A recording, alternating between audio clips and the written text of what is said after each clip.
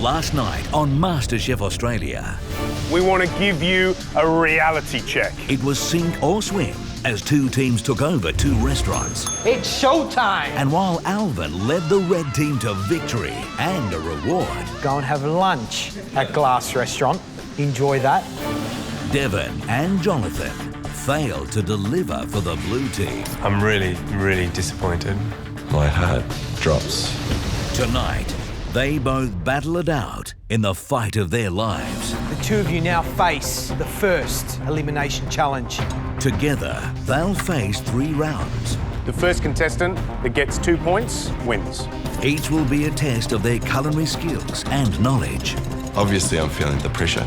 It's going to be tough. And for one of them, the MasterChef journey will end. I'm feeling absolutely sick watching these two. I'd be devastated if I was eliminated in the first week.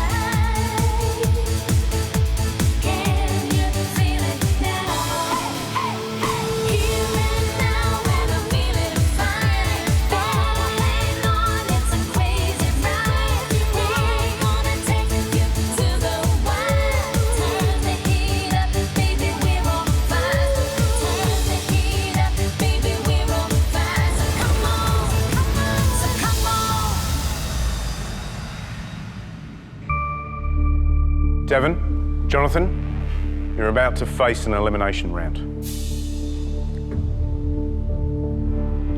Jonathan, I think in this case, it had to be you because we gave you plenty of opportunity to make the right choices on behalf of the team. The question is, have you bitten off more than you can chew? I just would have liked to have led the team to a victory. Devon, bringing those customers in early, 1 hour before the kitchen was even ready to serve the food. It's a cardinal sin. Good afternoon. Can I offer you a seat and perhaps to sit down and get a drink? Because once you sit people down, regardless of whether they tell you they're going to be happy, they never are. Because when they get their food, they go, I've been waiting 2 hours. It always turns out badly. And I'll take that. Blue team, head upstairs, the lot of you. And Jonathan and Devon, we'll see you back here shortly. We leave the kitchen and we head up to the cafe to have a bit of a chat. Are you worried about the elimination challenge? Yeah. I'd be devastated if I was eliminated in the first week. For the last 10 years, food has been everything for me. My favourite foods to cook are definitely desserts. I'm an IT management consultant. I think I'm pretty good at my job, but it's not my passion. When I'm standing in a kitchen, I'm in my element. I'm dreaming and I'm just cooking. I love it. I'm sure we're both good at it. It's just not good that one of us is going to leave it. Yeah. You know? That's the ultimate thing. Ever since I was a kid, I knew I loved food. I'm a residential builder. I've been doing this since I left school. I'm really happy that I did it. It's a fantastic trade, but I really need a change. My heart's with food.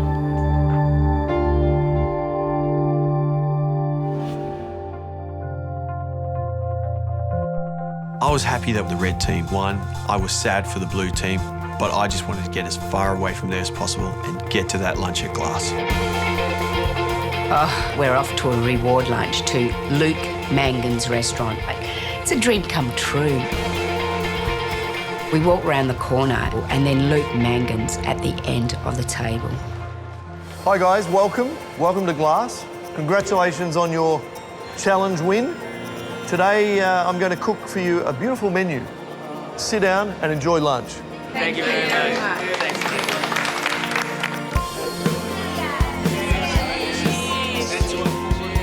The lamb is cooked beautifully. The taste, it just melts in your mouth. But there's just so many flavours on the plate. It's wonderful. Really, it's just great. The dessert is probably the best thing I've eaten in my life. It was a licorice parfait with like a lime sauce and lime segments, and the texture of it is just like silk. Okay, guys, how was that? Good. If you all jump up, I'm going to show you how to make the licorice. We all just look at each other and going, are you serious? We're going to learn how to make the dessert. So what we do, the first steps, we're going to make a sabayon. Who's going to help me? I got to be Luke's sous chef. You want to start whisking that? Getting to cook with Luke Mangan, it's a once-in-a-lifetime opportunity. We mix the licorice cream in with the cold sabayon. So they need to be the same temperature. Don't have a hot sabayon and whisk cold cream into it because it will split. Then they go straight into the freezer. And I just find that this lime really cuts through the richness of that licorice. And there is our licorice parfait. Lunch is over. We've had a beautiful afternoon together, but the whole time we were thinking about the blue team and talking about who might be facing the chopping block. Jonathan and I are called downstairs by the judges for the Elimination Challenge. As we go downstairs, we see 2 long benches and there are 6 cloches on each bench. I'm very aware that I led my team into defeat. And now I've got to fight one of them to stay in the contest. It makes me feel pretty low. Jonathan, Devon, unfortunately, the 2 of you let your team down. The 2 of you now face the first elimination challenge of this series. We're standing up in a gallery. We can see 6 covered bowls, but we have no idea what's under there. You can see the anxiety. You know, it's a game of survival and it's a battle to the death between these 2 guys. So this is how the Elimination Challenge will work. You're going to face 3 rounds of basic skills tests. There's 1 point up for grabs in each round. The first contestant that gets 2 points wins. Being straight up in the first elimination against a great cook like Jonathan, it's going to be tough. Jonathan, Devon, let's get into it. Take your spots behind the bench. I'm really glad I'm not down there, but at the same time, I'm feeling absolutely sick watching these 2 face off. Jonathan, Devon, there's a common theme in each round of this elimination challenge. And the common theme is eggs. They form the basis to a great kitchen. We use them to aerate, to emulsify, to clarify. We use them for so many things. This is how round 1 will work. Under each one of those cloches is a different kind of egg. All you have to do is write down the bird from which each of those eggs comes from. I can't even think of 6 birds. I was like, what lays eggs? This is a sudden death playoff. It's a penalty shootout. If you get the answer wrong, you lose this round and you hand that point to your opponent. Anything the 2 of you want to say to each other? Good luck, mate. Good luck. On my count, 3, 2, 1.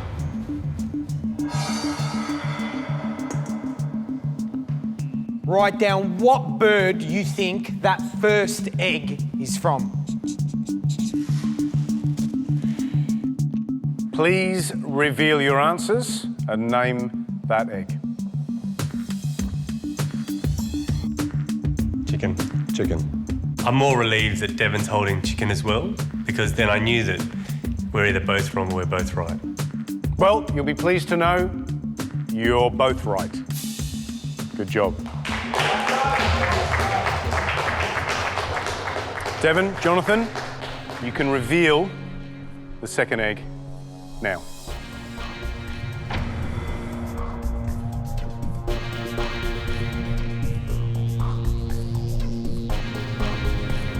Devon, Jonathan, let's name the second egg.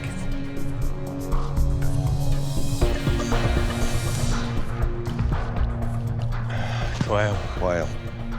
Gentlemen, The egg under the second cloche belongs to a quail.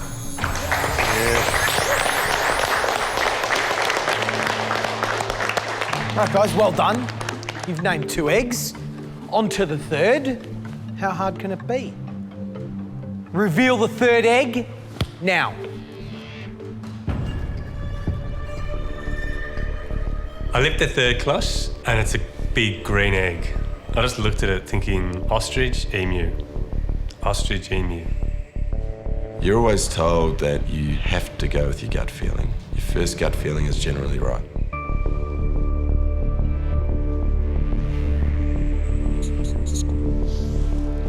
I can see the boys are writing different answers down, and obviously that's a concern because in your mind you're thinking one's right and one's wrong.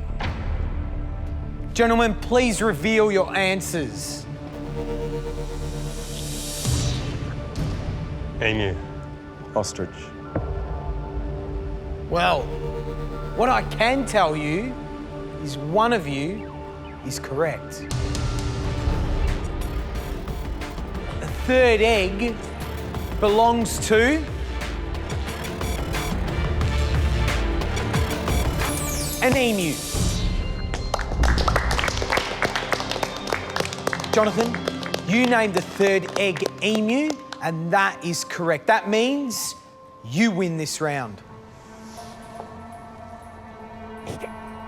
Winning the first skills test is hitting me harder than I expected.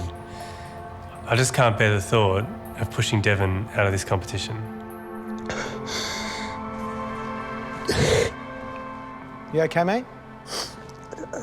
Yeah, I just think I let my team defeat and I'm going to knock one of my guys out. I wouldn't do it. They're both here because they're passionate about their food dreams. They're in a position now where all of that's going to slip away if they don't nail it. Yeah. So that's definitely weighing on them. At the end of round 1, Jonathan, you collect that first crucial point. Well done. So, gentlemen, on to the next challenge. You have a bowl of eggs in front of you. You have to separate those eggs perfectly, yolks and whites. The challenge in round 2 is to whip those egg whites into perfect, firm peaks. The person who whips those egg whites to those perfect peaks first and can hold the bowl upside down for 10 seconds wins the round. Whisking skills, an absolute essential, because when you whisk by hand, you truly understand the result that you're looking for. Put it on a machine, you don't really feel, you don't really truly understand the technique. Let's not forget, this is the best of 3 rounds. Jonathan, you already have 1 point, so that means if you score another point, you will be the winner. Devon, unfortunately, you need to win this round. You need to win it to keep your dream alive in this competition. Right, boys, your time starts now. My first egg I crack, and I just throw the whole thing in there. Obviously, I'm feeling the pressure, so I place that one aside, and I go again. By this time, I think Jono's on the second or third egg white, so I'm behind the gun. I was probably at around 300 grams, which is what I had to get to, and then I dropped a yolk in there. Jonathan is extremely fast at separating the eggs, but he gets a whole yolk into his whites, so that really sets him back. And I thought, I can scoop the yolk out, or I can start again. And I knew the safest option was to start again.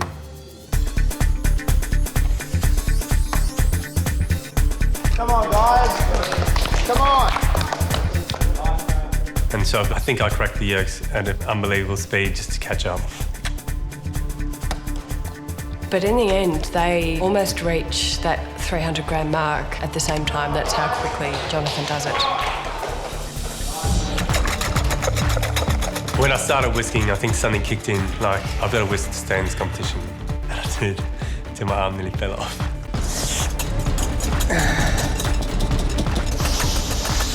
When they start whisking, I've never seen anything like it. He's quicker than my KitchenAid. I need a little Jonathan in my kitchen just for whisking. He was just a machine.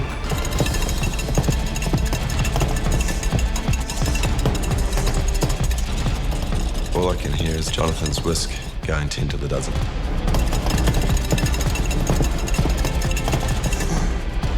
The trick is, if you underbeat them, they'll fall out. If you overbeat them, they separate, become watery, and they'll also fall out. So it's a fine line. Yep. Time starts now. 1. Jonathan's already received 1 point.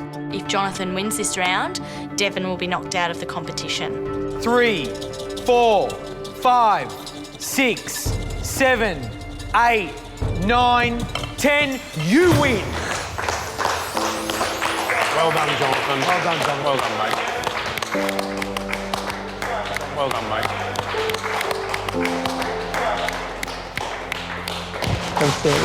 Yeah, mate. Well done.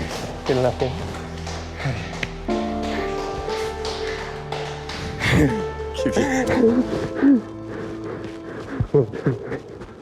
Good stuff, mate. The realisation that the first elimination has just taken place, we're all gutted. We're physically and emotionally exhausted. You realise how tough this competition really is and how brutal. Devon, how does it feel to be leaving the competition so early in? Yeah, pretty gutted. It's been an amazing journey for you, though. If you think about it, got into the top 24 amateur cooks in the country. Gary, I'm blown away. I mean, even getting through the auditions. What's the biggest thing you've learned in this kitchen? When we were under the pump in the team challenge, I took a moment. I was shaking. The adrenaline was just pumping through me. And I asked myself the question, can I do this? Is this what I want to do? And every part of me said yes. It's good. We love that feeling. That's what it's all about. Jonathan, is there anything you want to tell Devon? I may have won in the challenge, but we've lost a good man, not only from our team, but also from this competition. You've been great, man. Thanks, buddy. God, Australia's never seen so many grown men cry. That's cool, man. Devon, thanks for being part of the MasterChef crew. Thank you. We wish you the very best of luck. Thank you very much. Thank you.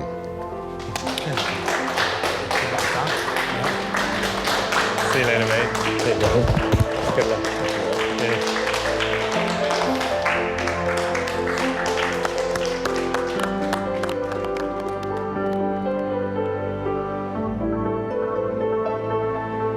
It's hard to get my head around the fact that I have been the first eliminated from this competition. It's been a hell of a ride. I've learned so much, made great friends, and it's really stoked a fire up inside me to keep going. I knew I love food, but this has really confirmed how much I do. So that's what I've got to thank MasterChef for. Sitting back at the house after our beautiful lunch we've had, it really does hit home that someone was going to be going home. There are a lot of people in the blue team that, if they're not there, will be like a knife in the chest.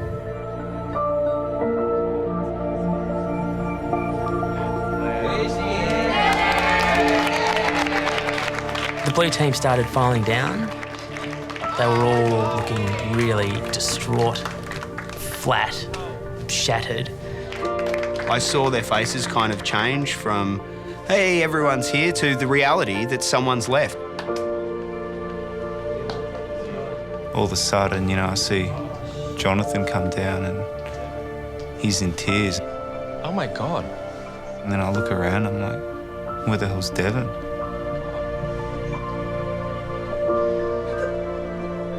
I wonder whether the other team would have preferred that if Devon walked in the house rather than me. I wonder whether, I don't know, I wonder a lot. It's probably too much. To see Jonathan, you know, a man, cry like that, just, it's heart-wrenching, heart-wrenching. Devon was definitely one of the most loved people in here. He had a lot of time for everyone and he's definitely going to be missed. In such a short period of time, the group's come together and bonded so well. And I think I've got to toughen up to some extent. I guess next time I'll just make sure that I'm nowhere near an elimination. It makes you realise that it is a competition and it's not all about living in a house with fun people and learning how to cook. It is tough. It's about making tough decisions, and if you don't have the stuff to do it, then you're really not going to survive here.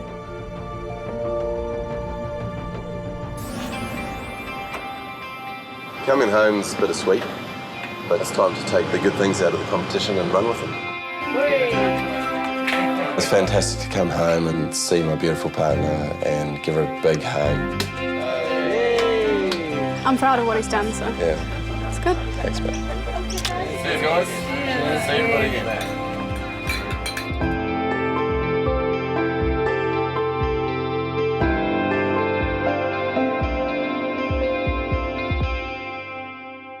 Tomorrow night on MasterChef Australia. Welcome to Masterclass. Gary's mum drops by to cook her traditional Sunday roast and to reveal a few family secrets. Did Gary used to climb the tree? No, he wouldn't take his weight. And the feast continues What we want to do is share a few Italian secrets from a Greek guy and from an English guy. as Gary and George serve up tasty and simple bruschetta, lasagna with a twist, and a sumptuous dessert using peaches. I'm in heaven. Plus, here we are in the heart of Little Asia. award-winning chef Luke Nguyen puts his spin on two classic Vietnamese dishes. It's just beautiful.